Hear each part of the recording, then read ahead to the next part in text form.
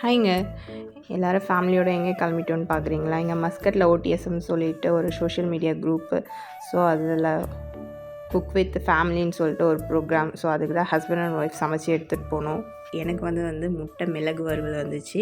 என் ஹஸ்பண்டுக்கு வந்து வாழை இலை கறி சோறு. ஸோ அவருக்கான டிஷ்ஷை அவர் தான் சமைச்சார். எனக்கானது நான் சமைச்சேன். உண்மையாக சொல்லணும்னா 2 பேருமே ஹெல்ப் பண்ணிக்கலாங்க. அவங்கவுங்க டிஷ்ஷை அவங்கவுங்க தான் ப்ரிப்பேர் பண்ணி எடுத்துகிட்டு போகணும். ஏன்னா இது ஹஸ்பண்ட் வெர்சஸ் ஒய்ஃப் தாங்க காம்படிஷனே. ஸோ யாரோடைய டிஷ் நல்லாயிருக்கு, ஜென்ஸு தான் இல்லை லேடிஸ் தான் அப்படின்னு பார்க்குறதா. இது வந்து பார்த்திங்கன்னா இன்டோர் தாங்க. வாடி கபீர்கிட்டே வச்சுருந்தாங்க. லாஸ்ட் டைம் வந்து ஒரு ஃபார்ம் ஹவுஸில் கண்டக்ட் பண்ணியிருந்தாங்க. ஸோ இது சீசன் 3. நாங்கள் போன டைமில் எல்லாருமே அப்போ தான் வர ஸ்டார்ட் பண்ணியிருந்தாங்க. ஸோ நம்ம வந்து டிஷ்ஷோடைய டேஸ்ட்டு ப்ளஸ் ப்ரெசன்டேஷன் இது எல்லாத்துக்குமே சேர்த்து தான் மார்க்ஸ் அப்படின்னு சொல்லியிருந்தாங்க. அதனால் நான் வந்து குட்டியாக ஒரு நெஸ்ட்டு மாதிரி பண்ணி, ஏன்னா எக்கு தானே நம்மளோட டிஷ்ஷு அப்படின்றதுனால எக்குலேயே ஒரு நெஸ்ட்டு மாதிரி பண்ணி அதில் ஹென்னு சிக்ஸு இதெல்லாம் இருக்க மாதிரி ஒன்று ரெடி பண்ணேன்.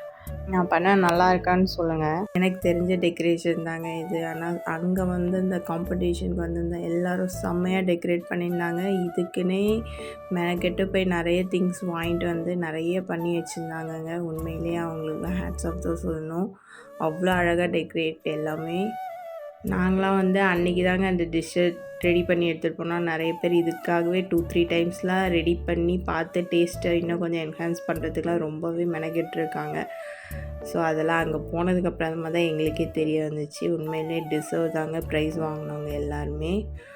எல்லா டிஷ்ஷுமே எல்லோரும் பண்ணிட்டு வந்து ஜென்ஸு லேடிஸ் எல்லாருமே சூப்பராக இருந்துச்சு.